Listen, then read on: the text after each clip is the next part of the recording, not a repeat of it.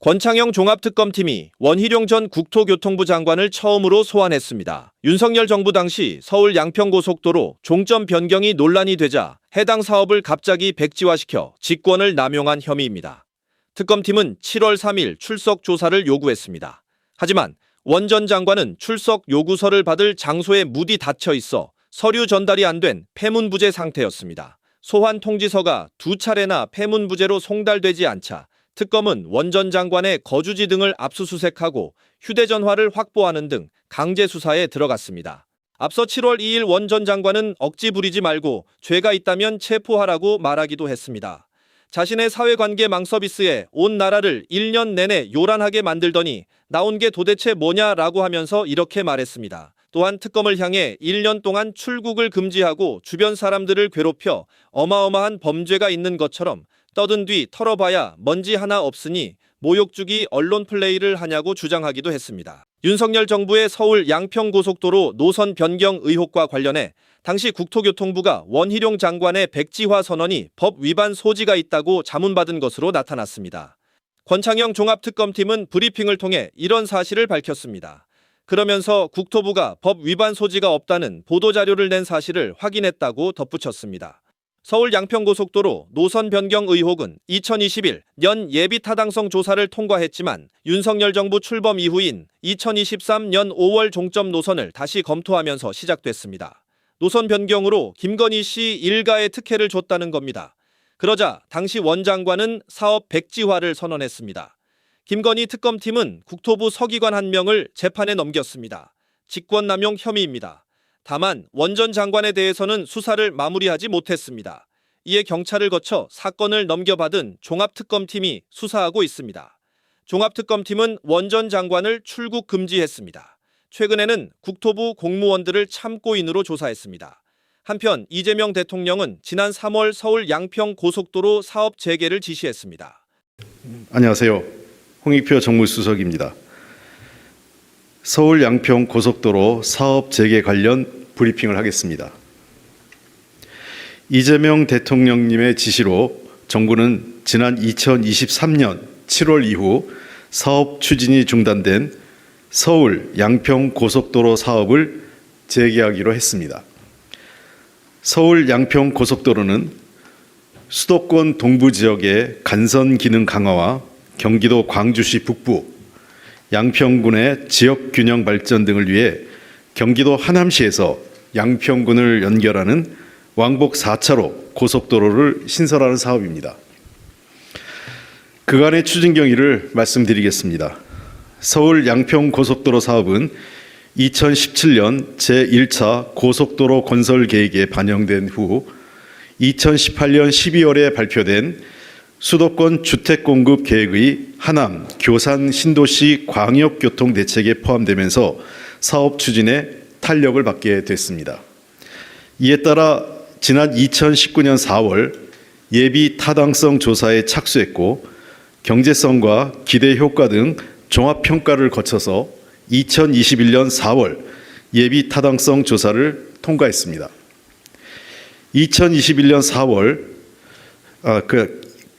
2022년부터는 후속 절차인 타당성 조사와 전략환경 영향평가를 순차적으로 진행했습니다.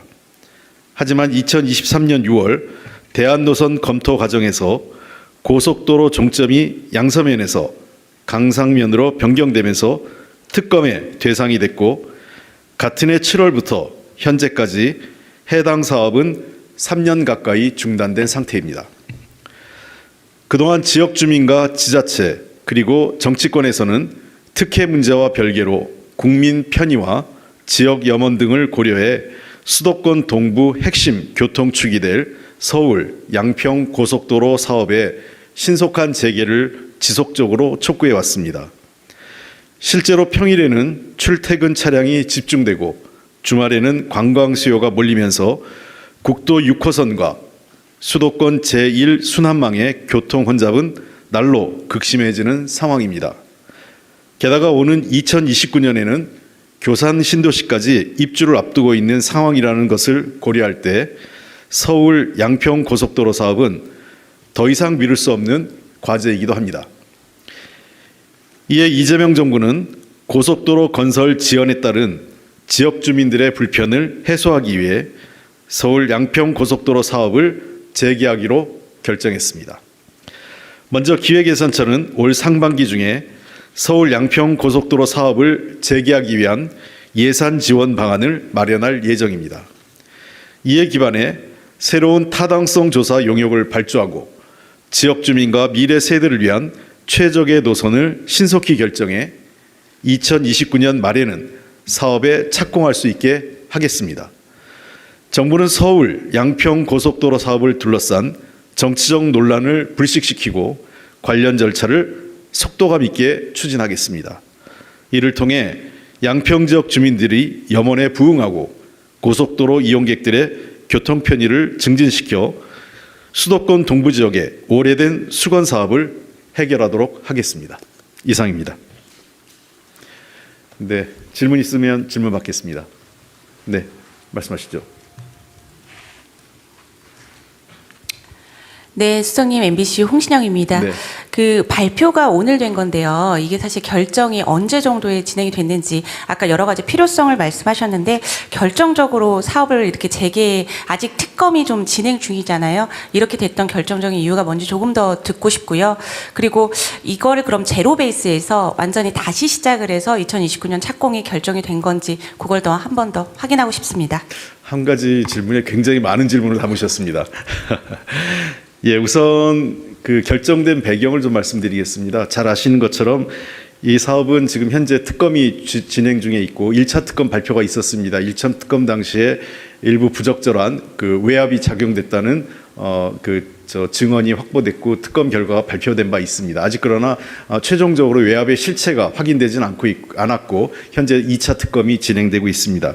그러나 이런 특검 수사와 또 재판 상황과는 별개로 아까 제가 말씀드렸던 것처럼 수도권 동부 지역에 그 교통 혼잡이 갈수록 심화되고 있고 특히 2029년 교산 신도시 입주를 앞두고 있기 때문에 주민들의 불편을 더 이상 외면해서는 안 되겠다는 판단이 작용을 했습니다. 특히 그 배경에는 지난 2025년 그 예산국회에서 예산을 의결할 때 부대 의견을 담바 있습니다. 그 부대 의견이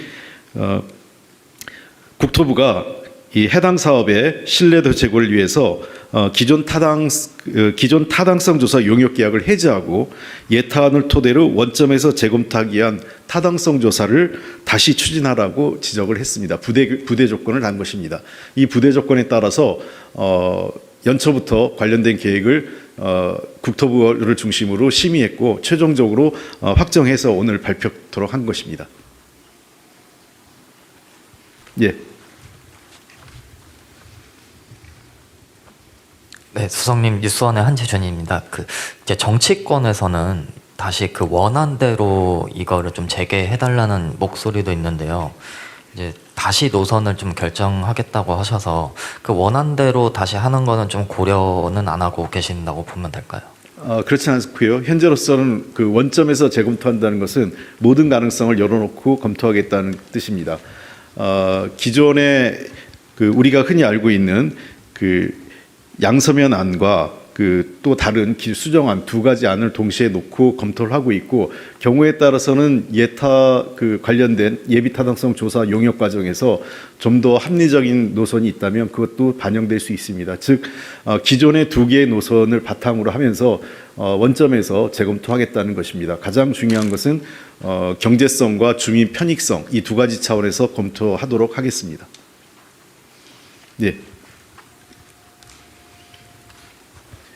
네, 서울경제 송종훈 기자입니다. 그 말씀 중에 이제 연초부터 계획을 국토부 중심으로 했고 심의를 해서 오늘 발표를 하신다고 말씀을 하셨는데 사실 이게 대통령이 지시를 하셨다라는 말씀이시고 지금 국토부가 아니고 청와대에서 발표를 하신다는 게 의미가 좀 다 남다를 것 같습니다. 특히 정치권 같은 경우에는 한준호 더불어민주당 의원이 국토위에서 여러 차례 이 문제를 제기했고 사실은 최근에 SNS를 통해서도 그 사업 재개 필요성을 주장을 한 바 있거든요. 그래서 이 청와대에서 발표를 하시게 된 어떤 그런 다른 배경이 있을까 싶어서 여쭤봅니다. 네.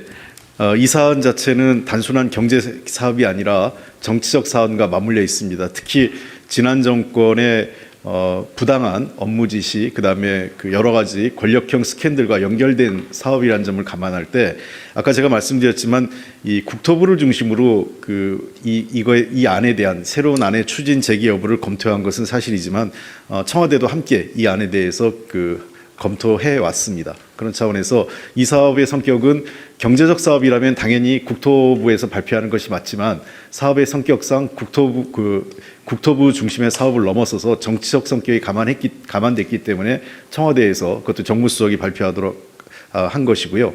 두 번째는 아까 말씀하신 것처럼 한준호 의원 등 지난 국토위의 민주당 의원들이 상당히 이 사안에 대해서 열심히 노력을 했던 것도 사실입니다.